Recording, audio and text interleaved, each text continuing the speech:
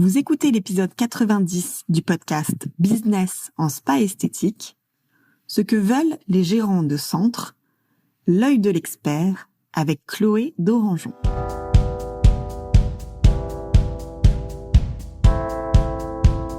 Bienvenue sur Business en spa esthétique, le premier podcast du secteur du spa et de l'esthétique en France. Je suis Tiffaine Modeste, la créatrice et directrice d'Expertise Spa Bien-être, et avec mon équipe, nous accompagnons les professionnels du spa et de l'esthétique qui veulent réussir. À chaque épisode de ce podcast, je vous propose de découvrir les meilleures astuces que j'ai mises en place au cours de ma carrière et qui m'ont permis d'atteindre le 1 million d'euros de chiffre d'affaires, les outils que je partage avec nos clientes et leurs histoires de réussite, et les témoignages des grands acteurs de notre secteur.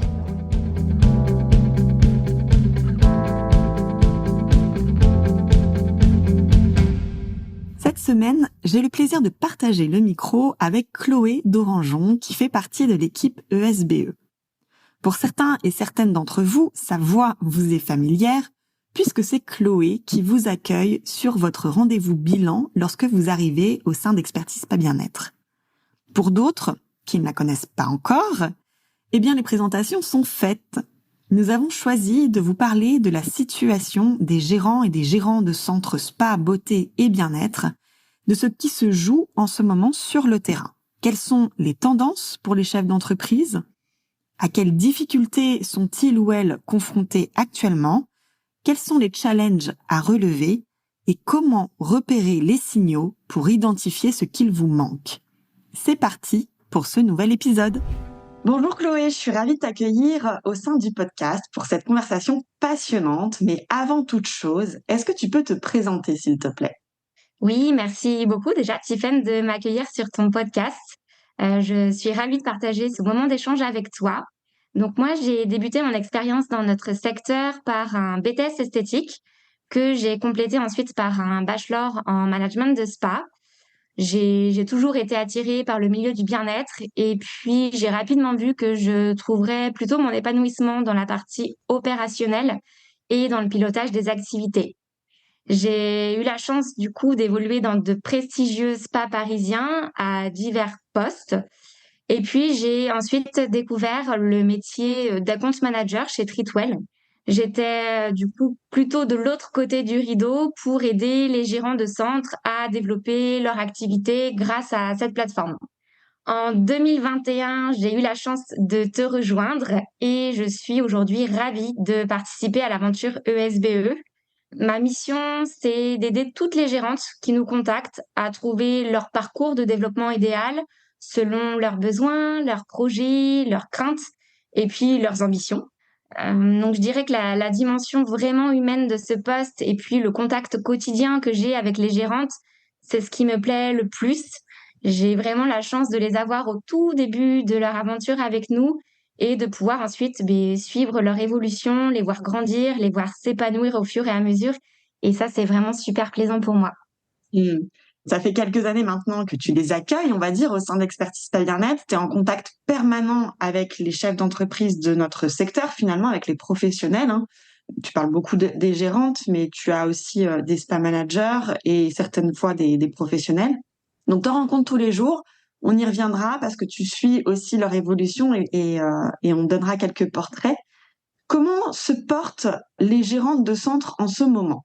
Ça, c'est ma question que je voulais absolument te poser parce que je trouve il y a eu beaucoup de changements ces derniers temps. Oui, effectivement, c'est une très bonne question puisque ça fait, quelques années maintenant que le secteur évolue vraiment et je constate de plus en plus un réel écart dans les profils que je rencontre tous les jours. Je dirais que 3 types vraiment de profils, se distinguent. D'un côté, j'ai des gérantes pour qui tout fonctionne très bien, mais qui me disent: «Voilà, je suis un peu, la tête sous l'eau, la tête dans le guidon», comme on dit et du coup, elles ont un équilibre qui est vraiment sur un fil. Elles sont vraiment épuisées de toute l'énergie déployée pour continuer de cartonner. Et puis d'un autre côté, j'ai des gérantes qui ont réussi à bien développer leur centre, mais qui me disent qu'elles veulent aller un cran plus loin, car elles sentent que c'est possible, mais ne savent absolument pas comment prendre ce virage, comment développer ce qu'elles envisagent, comment vraiment aller au bout de leur idée et exploiter ce potentiel qu'elles sentent. Et puis, je dirais qu'un troisième profil peut être décrit dans le sens où j'ai des gérantes qui, elles, luttent tous les jours pour pouvoir s'en sortir, qui se paient très peu, voire pas du tout, qui ont du mal à payer leurs charges et à avoir des taux d'occupation stables. Pour celles qui ont des équipes, avoir des équipes stables. Et ça, c'est aujourd'hui des gérantes que malheureusement, j'ai envie de dire, je rencontre de plus en plus et qui vraiment essayent tous les jours de s'en sortir.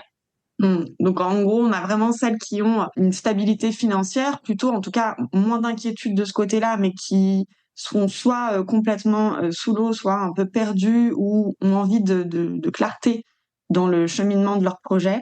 Et d'un autre côté, des gérants qui ont de vraies difficultés financières. Et là, c'est un peu plus difficile, on va dire. En tout cas, la pression émotionnelle est encore plus importante.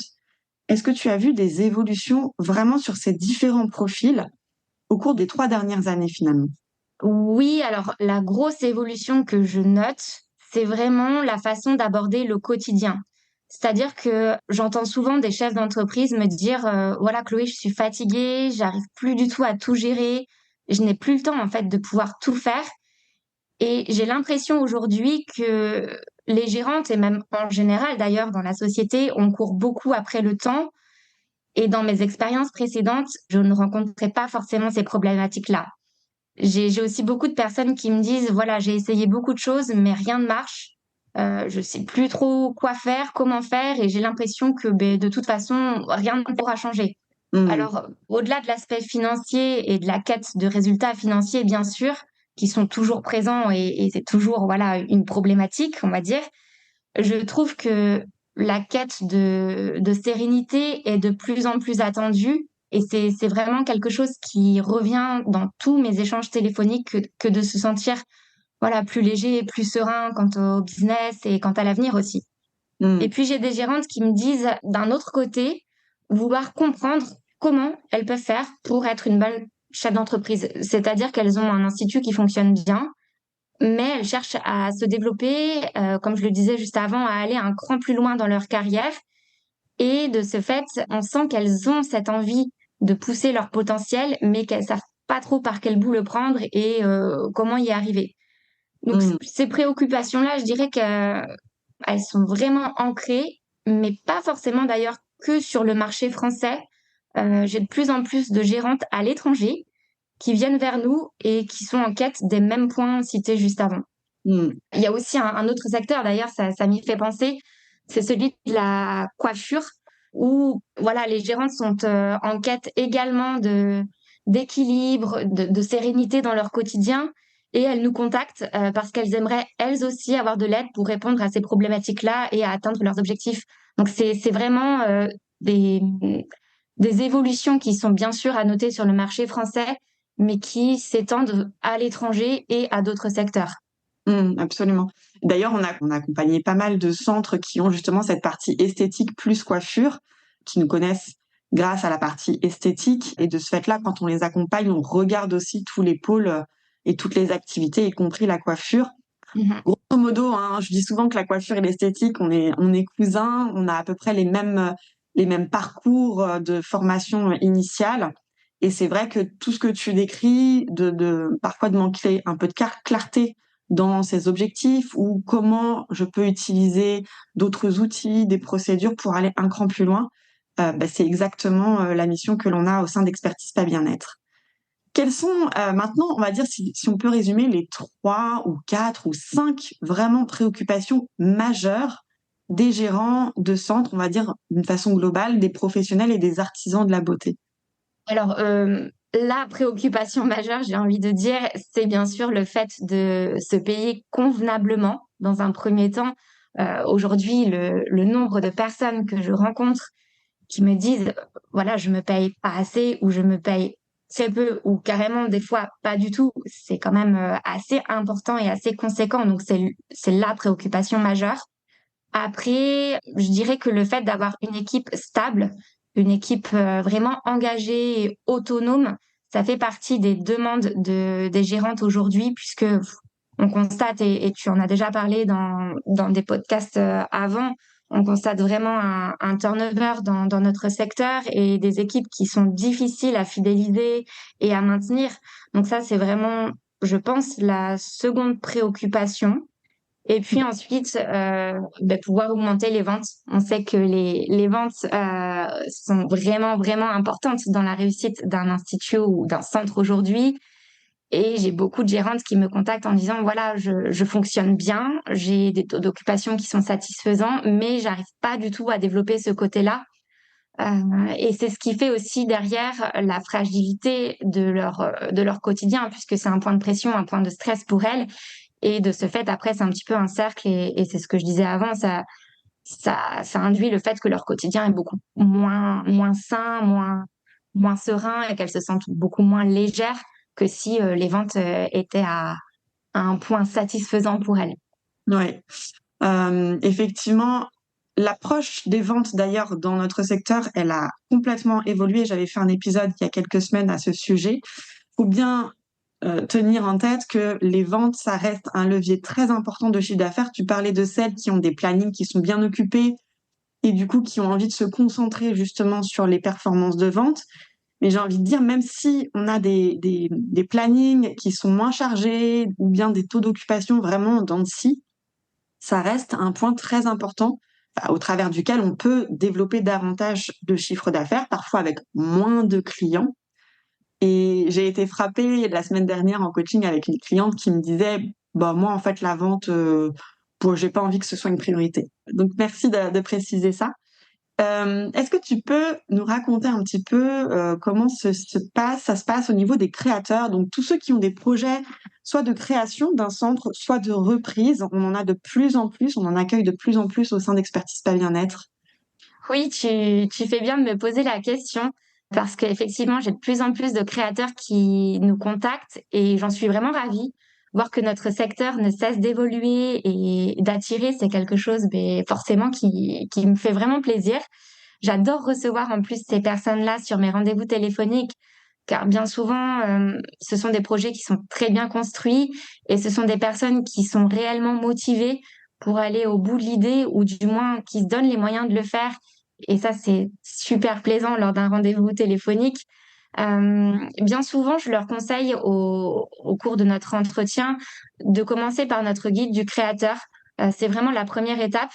Et lorsqu'elles le commandent et lorsqu'elles l'ont entre les mains et qu'elles l'utilisent pendant quelques mois, bien souvent, elles reviennent vers moi après pour me dire, mais merci parce que c'est vraiment génial de pouvoir retrouver un outil de ce type pour nous aider à bien structurer nos idées, à avoir nos actions qui sont notées toutes au même endroit, avec un ordre bien précis pour être sûr de ne rien oublier et d'avancer correctement dans la construction du projet.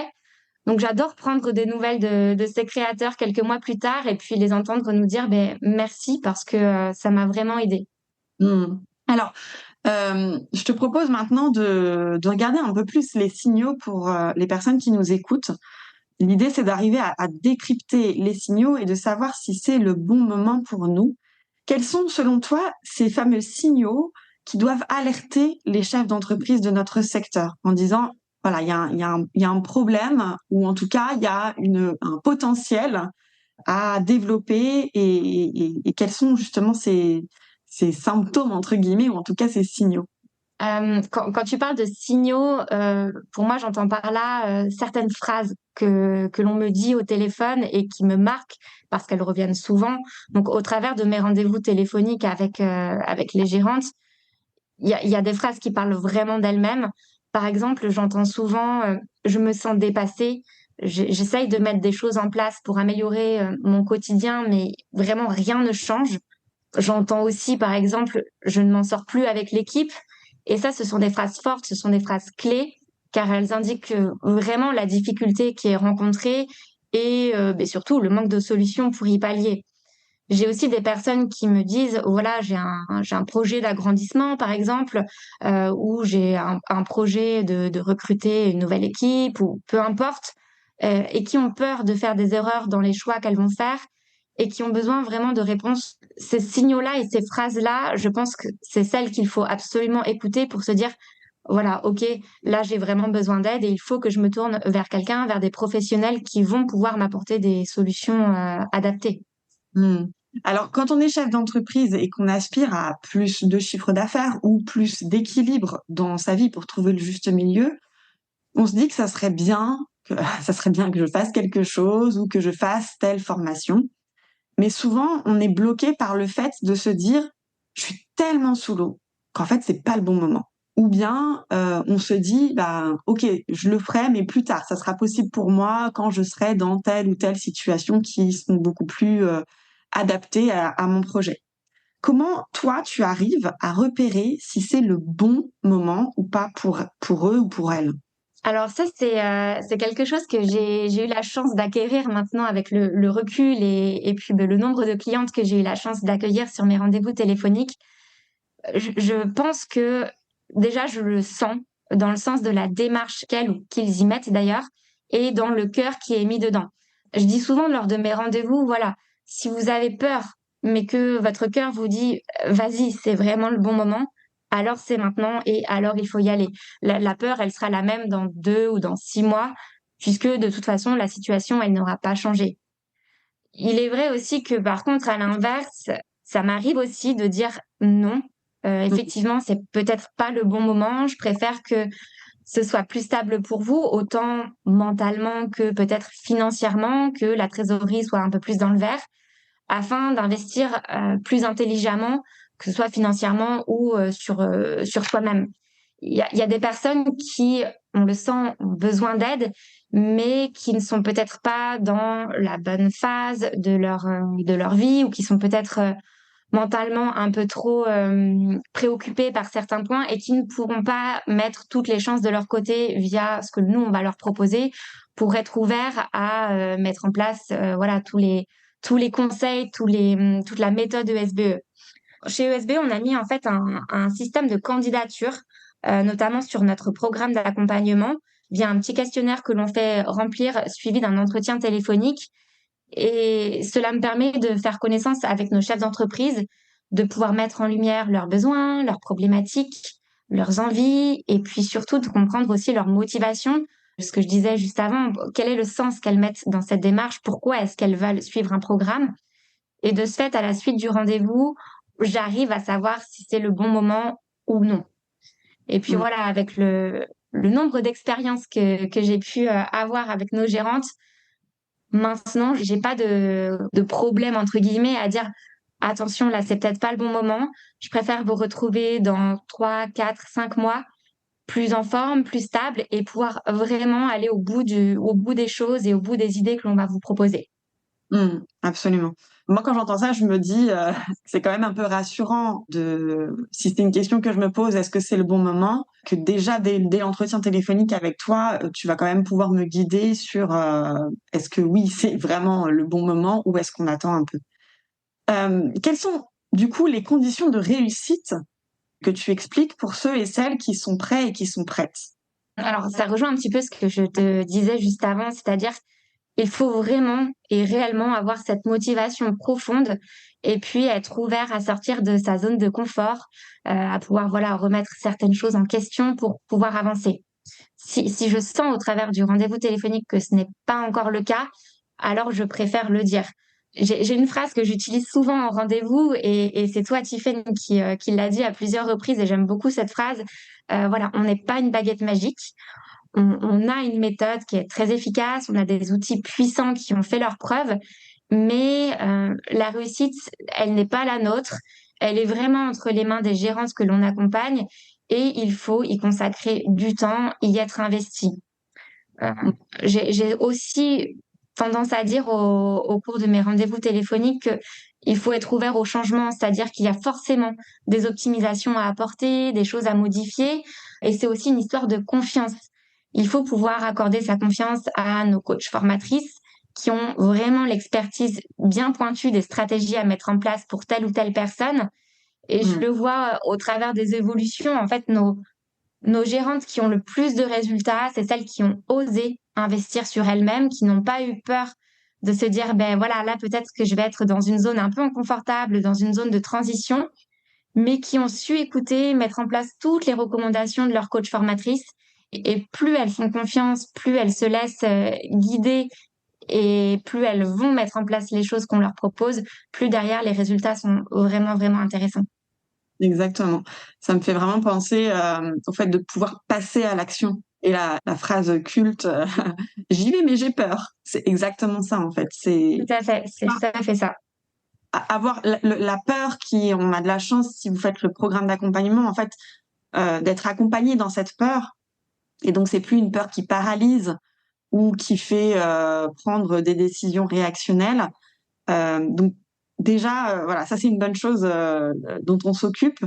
Et puis le deuxième facteur, c'est effectivement de se dire, allez, j'y vais et j'applique en fait vraiment les outils et les recommandations. Tiens, j'aimerais maintenant qu'on fasse un peu des portraits avant-après, vraiment qu'on parle des histoires de réussite. Alors les histoires de réussite, pour ceux et celles qui nous écoutent, vous avez l'habitude d'en découvrir à peu près chaque mois un portrait d'une cliente que nous avons accompagnée. Comme nous l'avons dit, toi, Chloé, tu es là au tout début de l'aventure pour les gérants qui veulent obtenir des résultats, mais tu les retrouves aussi à la fin de leur formation puisque dans notre système d'accompagnement, on a mis en place un entretien de bilan qui est fait 6 mois après la fin de la formation. Quelles sont les transformations clients qui t'ont le plus marqué? Oula, il y a beaucoup de clientes que j'ai eu plaisir à suivre et qui ont vraiment eu de tels résultats, tant au niveau d'ailleurs sur leur business que sur leur personne, on va dire. Il y a vraiment eu beaucoup de personnes. Après, la première personne à qui je pense quand tu me poses cette question, c'est Mélinda. Mélinda, elle est gérante de Sensoriel Esthétique et je me souviens très très bien de notre premier échange téléphonique. Je pense que c'est l'un de ceux qui m'a le plus marqué puisque j'avais senti une Mélinda vraiment débordante d'envie, qui était à la fois épuisée par une vie à 1000 à l'heure, un quotidien qu'elle n'arrivait plus trop à gérer.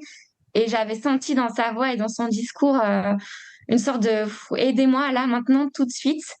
Mélinda, elle avait 2 instituts à gérer. Elle savait plus du tout par où commencer, quelles étaient ses priorités. Elle avait une équipe qui était solide, mais qui demandait vraiment beaucoup plus de reconnaissance. Et Mélinda, voilà, elle savait pas comment faire pour répondre à leurs attentes et à la fois ne pas mettre à mal sa trésorerie. Et aujourd'hui, quand je vois le chemin qu'elle a effectué depuis, j'en suis vraiment très, très fière. Je me souviens qu'à la fin de son programme, Mélinda m'avait dit: «Mais merci parce que ESBE, ça a été un vrai tremplin pour moi. Ça m'a apporté une vraie légitimité en tant que professionnelle et maintenant, j'arrive beaucoup plus à m'assumer, à m'affirmer. Ça a eu un impact, hyper positif sur ma vie professionnelle, sur mon équipe aussi et puis sur ma vie privée». Et ça, quand voilà, Mélinda m'avait fait ce retour-là, c'est vraiment le genre de retour qui donne du sens à notre métier et c'est ce qui fait que j'aime mon métier aujourd'hui. Mmh. Après j'en ai plein des gérantes qui m'ont marquée. Je peux aussi te parler d'Élodie. Élodie, elle est gérante de l'Institut Bellezza et elle avait repris un institut dans lequel elle était avant salariée et elle avait repris cet institut, juste avant le Covid. Donc elle avait vraiment subi de plein fouet ce Covid, forcément en mettant la santé financière de son institut en péril. Et je me souviens qu'elle nous avait contactés pour comprendre, comment est-ce qu'elle pouvait maîtriser ses chiffres, de façon à avoir une gestion opérationnelle beaucoup plus poussée et pointue. Et aujourd'hui, Élodie, elle est complètement autonome sur sa gestion, elle s'éclate dans son business et ça, c'est hyper plaisant pour moi de la savoir aussi épanouie et aussi sereine. Mmh. C'est vraiment des cas comme ça où on voit en fait la transformation tant au niveau du business qu'au niveau de l'épanouissement en fait que les gérantes ont à mener leur vie de chef d'entreprise. J'ai aussi un exemple d'ailleurs un peu plus récent qui m'a marqué, c'est Caroline. Caroline, elle a mis vraiment tout son cœur dans l'accompagnement et dans la mise en place des conseils apportés. Caroline, elle est gérante de 2 instituts et elle était un peu à bout de souffle lorsqu'elle m'a contactée. Elle était un peu seule face à ses équipes et elle avait l'impression de ne plus avancer. Et à la fin de la formation, je me souviens très bien, elle nous a confié vraiment ressortir avec un vrai élan, une grande motivation, plein de nouvelles connaissances. Et en fait, tout ce qu'elle a mis en place, l'équipe lui a dit merci. Et Mmh. ça, voilà, d'avoir aussi, au travers des gérantes, le retour des équipes qui disent merci d'avoir pu suivre ce programme parce que nous aussi, ça nous a fait du bien. c'est double satisfaction, forcément. Ouais, Et puis, je finirai aussi par citer, parce que tu m'as posé tout à l'heure la question des créateurs. Forcément, je pense à Séverine. Séverine, elle est gérante de l'Institut Iconique Beauté. Et Séverine, c'était l'une des premières créatrices que j'ai eu la chance de suivre et qui m'a beaucoup marquée, puisque voilà, elle était venue vers nous avec ce besoin d'aide pour se lancer, pour mettre en place toutes les stratégies. Et là, elle a fêté ses 2 ans d'ouverture en juin. Elle a un institut qui est splendide, qui fonctionne très très bien. Et voilà, voir à quel point elle a réussi, à quel point elle aussi, elle s'éclate dans son business, et elle a toujours plein d'idées et plein de projets pour la suite.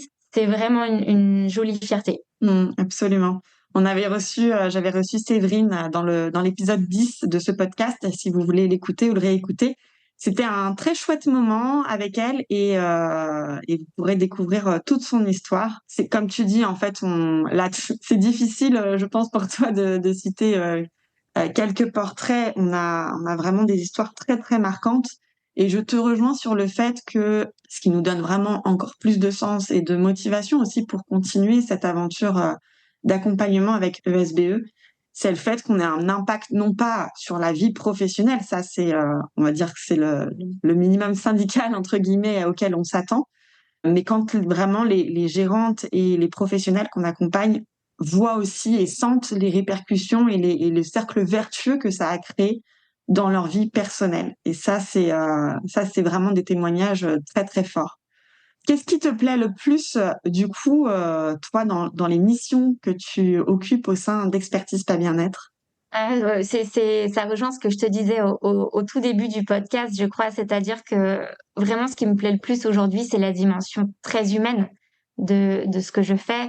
C'est super enrichissant pour moi de rencontrer divers profils avec voilà, divers projets, diverses ambitions, et de pouvoir suivre les évolutions.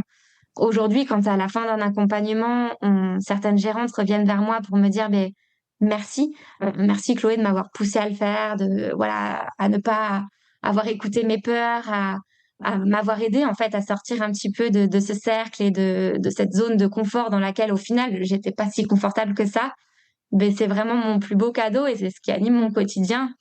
J'ai l'habitude de dire que, et ça rejoint complètement ce que tu viens de dire, vraiment au-delà d'une formation technique, de stratégie, de compétences que l'on va apporter, c'est aussi une incroyable aventure humaine. Le développement est certes professionnel, bien sûr, mais ô combien également personnel, et ça me tient vraiment à cœur aussi. Mmh. Alors, quelques dernières questions. Si aujourd'hui je suis gérante, j'ai écouté, ce que tu nous as présenté, je me suis reconnue dans les signaux évoqués ici. Quelle est la prochaine étape pour moi en tant que gérante? Eh bien, j'ai envie de te répondre, prendre un rendez-vous téléphonique avec moi. Non, c'est toujours l'un des moments les plus importants, c'est-à-dire que lors de ce rendez-vous, on fait le point ensemble sur chaque situation, sur les besoins personnels de chaque gérante. On met en lumière les points d'optimisation et on va vraiment définir ensemble le parcours de formation personnalisé qui sera le plus cohérent à chaque profil. C'est Mmh. un vrai moment d'échange où je peux prendre le temps de conseiller chaque personne et puis, dire, comme on le disait avant, si c'est le bon moment et si, il faut se lancer maintenant. Au moins, ça répondra à, probablement tout un tas de questions que je me pose et que je rumine dans ma tête, en me disant peut-être que ça serait bien que je me renseigne, que je regarde sur un programme d'accompagnement SBE. Cet échange-là permet de répondre à pas mal de questions. Merci beaucoup, Chloé. J'ai une toute dernière question pour toi. La question magique de la fin.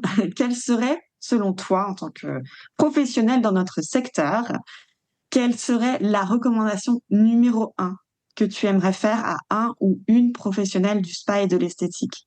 Et de la coiffure aussi. Dernière question, mais pas des moindres, c'est une question qui est un petit peu compliquée. C'est difficile de donner une seule recommandation. Je crois que j'en ciblerai 2.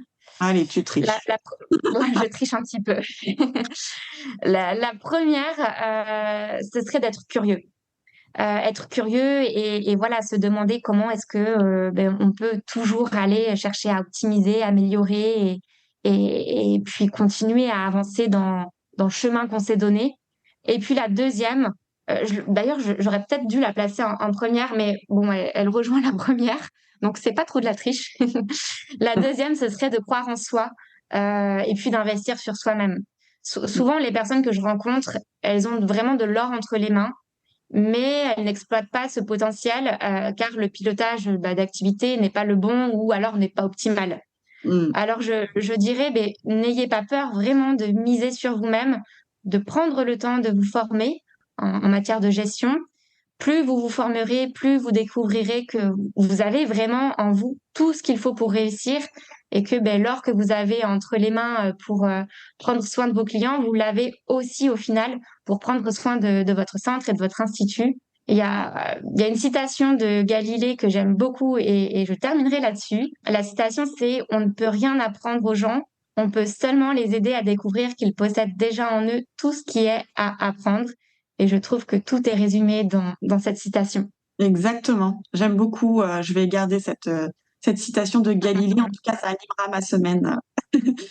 Merci beaucoup Chloé pour cet échange. Je suis ravie qu'on ait pu avoir ce temps ensemble pour voilà, reposer un peu le contexte et aussi si vous êtes un professionnel, une gérante, un manager dans notre secteur, peut-être que ça vous a rassuré d'entendre Chloé partager avec vous voilà, le contexte dans lequel on évolue, les différents états d'esprit dans lesquels on peut se sentir, d'être rassuré par le fait que vous n'êtes probablement pas les seuls à vous sentir comme ça et qu'il y a absolument des solutions. Donc, plus d'hésitation, prenez ce temps d'échange avec Chloé et toi, tu es prête, Chloé, à faire de nouvelles rencontres et à suivre toutes ces histoires de réussite. Oh que oui, je n'attends que ça, découvrir de nouvelles personnes, de nouveaux projets et puis, voilà, continuer moi aussi du coup à m'épanouir et à m'éclater dans mon quotidien en ayant ces échanges et puis, ces évolutions ensuite. Merci beaucoup, Chloé. Merci Tiffaine. Si vous aimez ce podcast, rendez-vous sur le site Expertise Pas Bien-être pour découvrir les cours et le programme d'ESBE qui ont déjà aidé des milliers de gérants, managers et leurs équipes à développer leurs compétences et les performances de leur business. N'oubliez pas de vous abonner au podcast dans votre plateforme d'écoute préférée et de nous partager votre avis. Cela nous aide énormément. Merci et à la semaine prochaine.